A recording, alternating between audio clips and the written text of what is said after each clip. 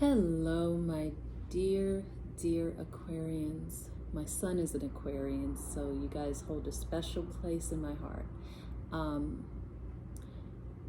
Thank you for joining me at Inner Landscapes. This is going to be a reading for all of my wonderful and just explorative, daring, and unique Aquarians with their sun in Aquarius in the second house for the month of May 2023. So without any further ado, let's get into it. See what's going on with my lovely Aquarians.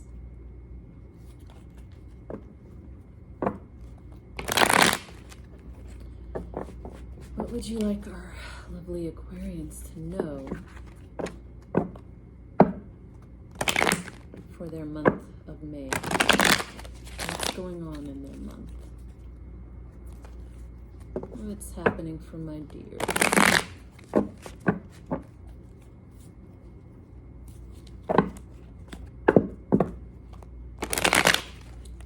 What messages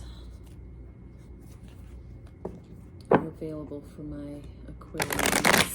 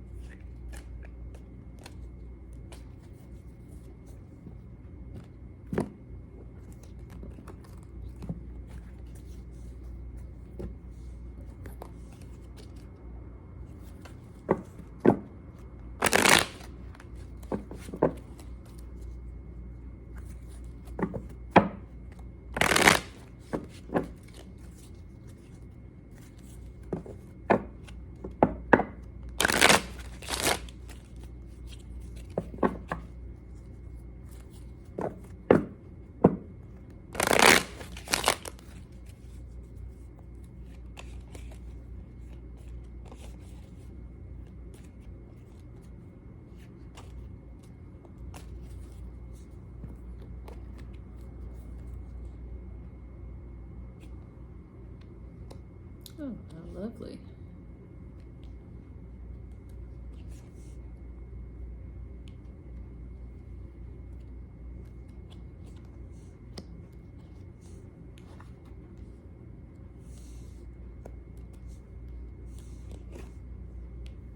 Wow, this is quite the spread.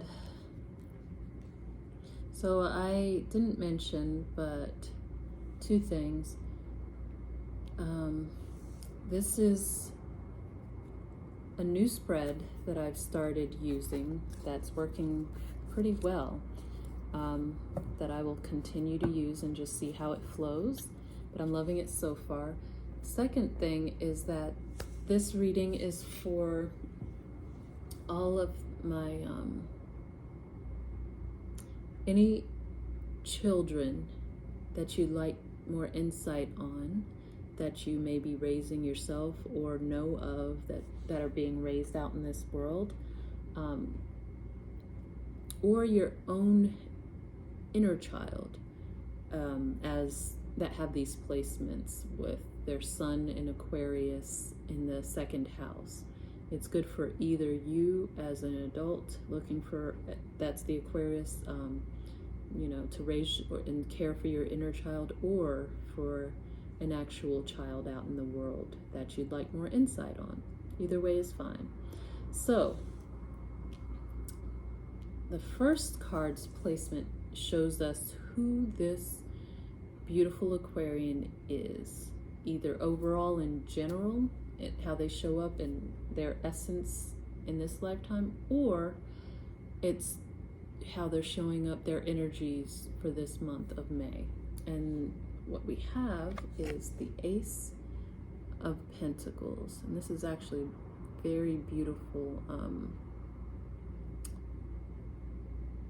very advantageous Ace of Pentacles depiction. I really do like this. Everything about this card almost screams abundance and luck, good luck. I have a really, even though this card isn't affiliated with Jupiter, I am picking up very large Jupiter vibes off of it, and it could be because of Jupiter's current placement astrologically, but I think this Aquarian is working very well with Jupiter's energies for this month, or possibly even during this lifetime for them. They really vibe well and thrive off of Jupiter energies. So that even obstacles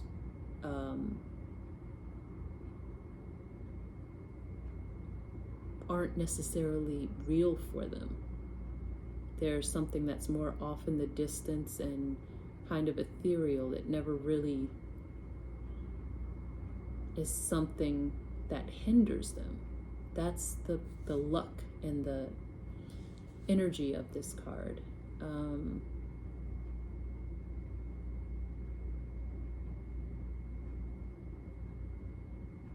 They are not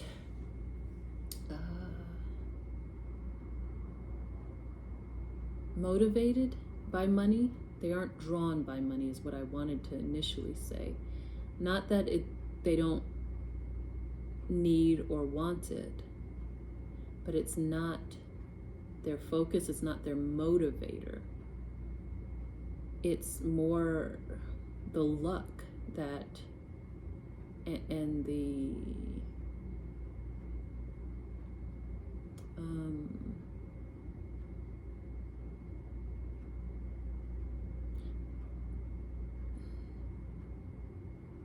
because I see that they are really, in essence, pretty well taken care of.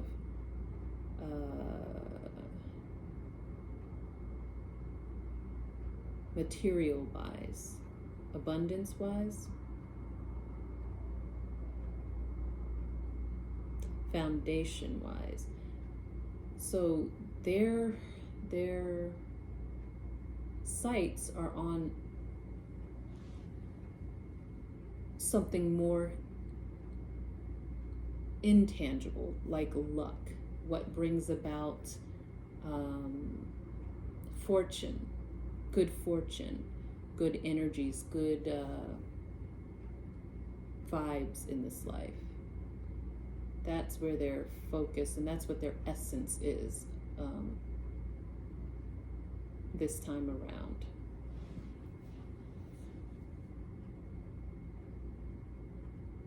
Yeah, so what they are motivated by, being who they are motivated by the Three of Swords. Healing hurts. Healing past heartache.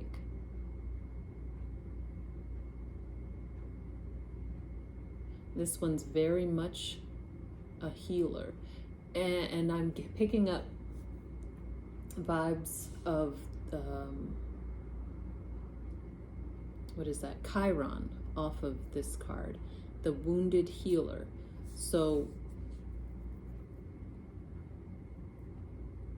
the whole notion of Chiron as the wounded healer is that there are hurts that this Aquarian has had to endure. And having been through them, they turn around and make sure that they help heal or show the path to healing to others who may be going through similar hurts or pains or situations that might be wounding them, others. So they turn around and help others who are experiencing possibly similar pains or similar wounds to this Aquarian. Yeah, that's in the hopes to avert some of the deeper pains that this Aquarian has had to go through, to kind of ease some of their wounding, so to speak, so they don't have to experience the deepest parts of the wounding that this one has had to go through. They try to make it easier for others that might be experiencing it, and show them how to maybe maneuver so that it doesn't cut so deep. All right, next three cards are what I call the Trinity, or the power of three, because these next three, the series of the next three, point to actual astrological natal chart placement possibilities. And the first card in this Trinity shows their south node, which essentially, or the possibility, what I like to call it or consider their south node, the possibility of what experiences they had in previous lifetime. Usually it can be what they've experienced earlier in this lifetime, but usually it points to previous lifetime experiences, things that they've acquired, skills and tool sets to be able to use and pull out when they need to in this lifetime. The second card in this Trinity of cards it shows their karma for this lifetime, their current karma that they're, well, it might not be current, but for this lifetime, at some point in their lifetime, they're going to have to deal with it if they aren't already.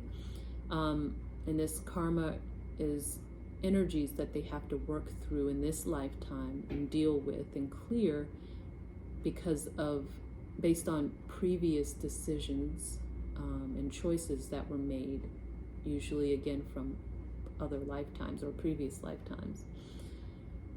So there are consequences of that, and they have to balance this out in this lifetime. These energies are kind of plopped on their doorstep or at their feet in this lifetime to be balanced out in their universal bank account, balance the accounts, so to speak. The third card in this Trinity shows the possibility of their north node, what I like to consider as their north node, which is what they're heading towards, what they're drawn and magnetized to, their highest aspirations for this lifetime, their goals, their guiding star or inner guidance. So let's go ahead. And also another note on that north node, I usually see the north node as the possibility of what their sun sign will be in their next life. So if they are a north node Sagittarius, if they have their north node in Sagittarius in this lifetime, I use that as a strong indication as they will likely have their sun sign in Sagittarius in their following lifetime, because that is where they're heading. That's where this life's direction is leading them towards. So just a note. So their south node position, they have the Devil in reverse. Well, we got interrupted there for a while. My camera decided to display that it's full right as I was heading, I believe, towards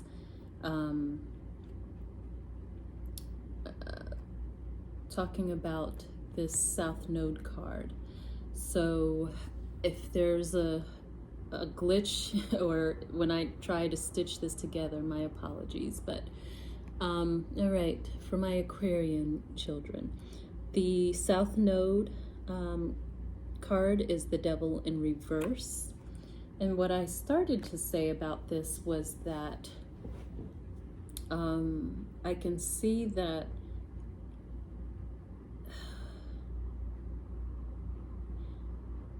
they, in their previous life or incarnation, or depending on how old they are earlier in this life,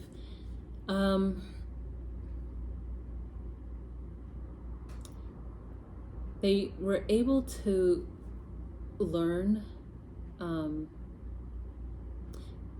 from experiencing a lot of vices. And as you know, it's well known, vices are things that keep you in bondage. Everything from lust to greed, name it, the 7 deadly sins.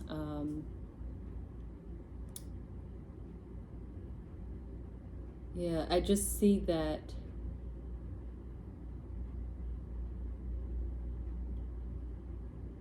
a lot of indulgences. This one had to learn from a lot of experience with overindulgence.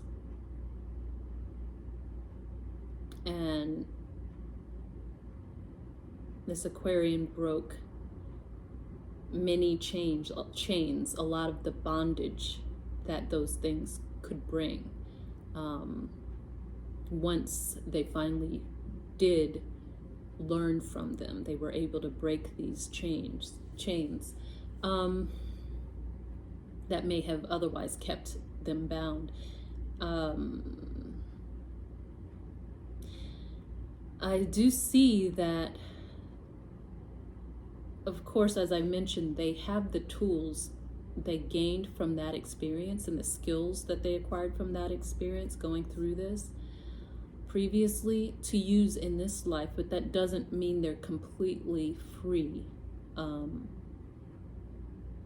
having to experience these types of situations again.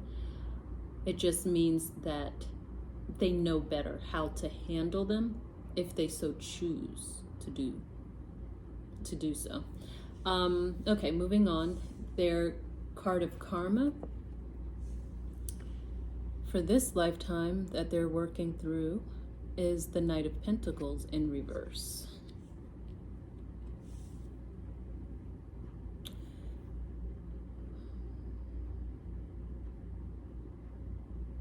They're having to learn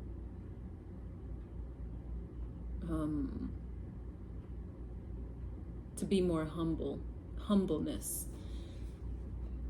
Excuse me. And when they are not,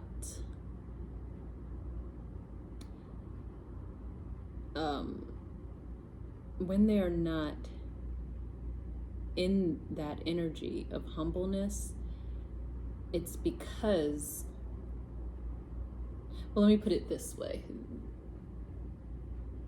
This one is naturally humble by nature, but likely due to previous experiences, just living in the world,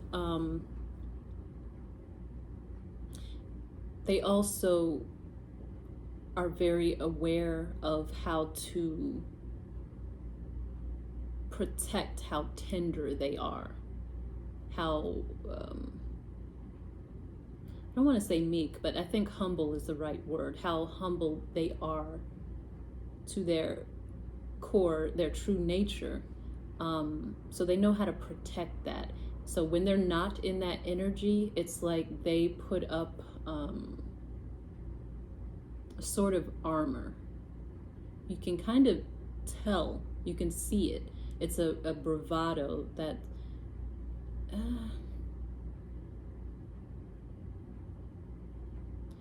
I guess you could call it a false bravado, but it's a shield to protect what they came to view as a weakness in them, their humility. their humbleness, instead of seeing their humbleness as a strength and using it as seeing it as a virtue in themselves. When they come out of that energy, they're very, very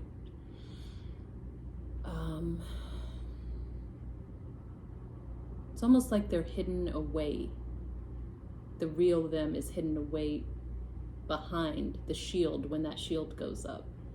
So that's something they're working through, the karma that they're learning to work through, to reinvest in themselves, the humility within themselves as a strength and a virtue and as an integrity, as opposed to anything of a negative nature or a weak nature.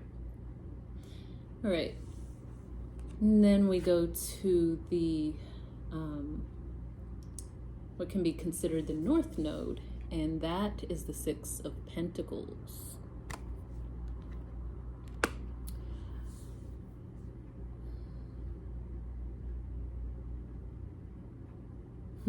It's I'm picking up a Sagittarian vibe off of this. Leo vibe too. It's a mix of Leo and Sagittarius, but regardless,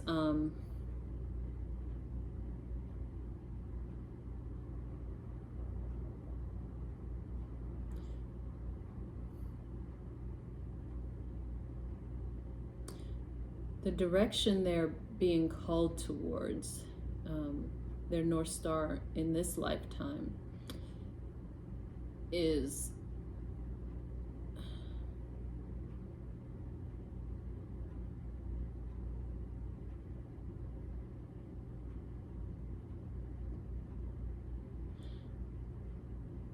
celebrating who they are.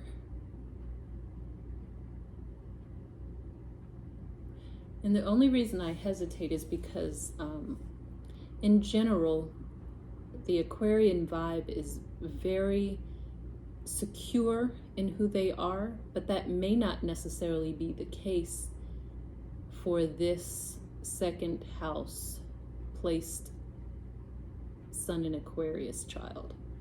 So, and even if it is, if they are secure in themselves at their core, they're being drawn towards energies of celebrating themselves more, celebrating who they are, whoever they exist as. So right now, they're existing in the energy of an Aquarian, you know, with different aspects and different sides to their Aquarian nature, but they're an Aquarius. They're being drawn towards, so let me put it this way, Aquarians, they're not necessarily what I would call serious, but they're more, like I say, naturally humble, and don't necessarily seek praise. Okay, so third time's the charm. We cut out again due to storage space, which I just upgraded, so I'm not sure what's going on, but let's keep going. So as I was mentioning, the Six of Wands for their North Node card, what it points towards is that being who they are, more of a humble, honest, you know, not necessarily seeking the limelight. Excuse me, and I shouldn't really say honest because that doesn't have much to do with this, but they aren't a seeker of the limelight. What the Six of Wands, Leo / Sagittarius placement is about, is pulling them more towards accepting praise, adulation, and being comfortable with being celebrated for who they are, as well as their accomplishments. That's what their North Star is pointing them towards in this lifetime. All right, then we have the card that represents what you can do as the viewer, and as a person, or possibly role model or parent, whatever the case may be, to this child in this lifetime. What you can do to best support them and who they are during this lifetime, and that is the Sun card. I have to say, I'm loving these cards for this Aquarian. Yeah, I'm getting the sense, because by nature, Aquarians are they can be serious, they have their serious moments, but they also can be very, very playful and innocent, childlike. That's what this is talking about. Maybe this second house placement for this Aquarian has... Okay, doves. 4th time, hopefully the charm. I think I have the situation in hand now. I think I've worked out the kinks. To get back to it, the best way you can help this Aquarian is by helping them, reminding them as many times as necessary of the lighter side of life, because I feel like they are here on this mission for one thing, to help others to heal, for another, of course, to work through, their own karma and humbleness. And those can be some pretty tough energies to have to move through and exist with. So what this Sun card is showing, as far as the best way you can help them, is to show them and remind them the lighter side of life, amidst everything else that they have to deal with, that there is the playful nature to life. And there are a lot of Aquarians that can be naturally very playful, but with certain placements, other energies may take precedence over something like their natural tendencies towards the lighter side of life. It just really depends on what they're here for, what they signed up for. But I do see that this one needs to be shown and reminded on a regular basis of the brighter, lighter side, more playful side of life.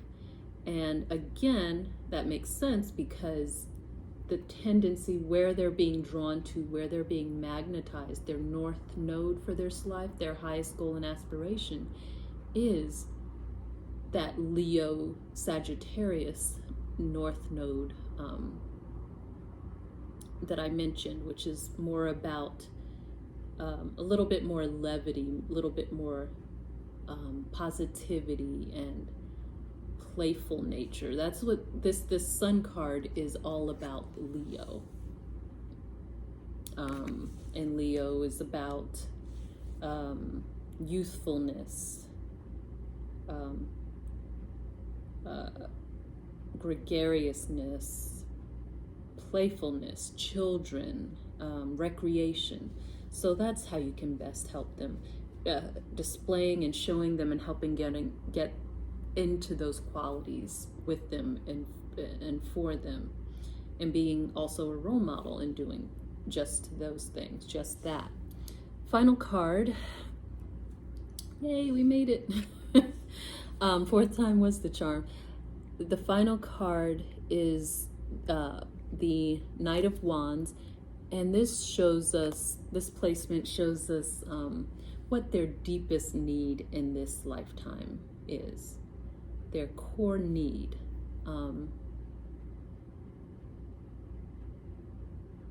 They need passion and adventure.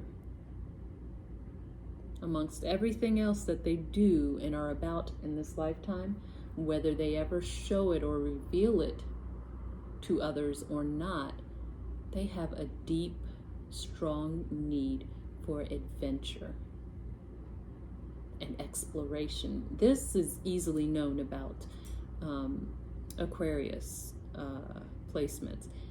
Aquarians are very curious and explorative, but even more deeply so for this particular placement. They need that spark, that passion, that ignition to just explore, to feel alive.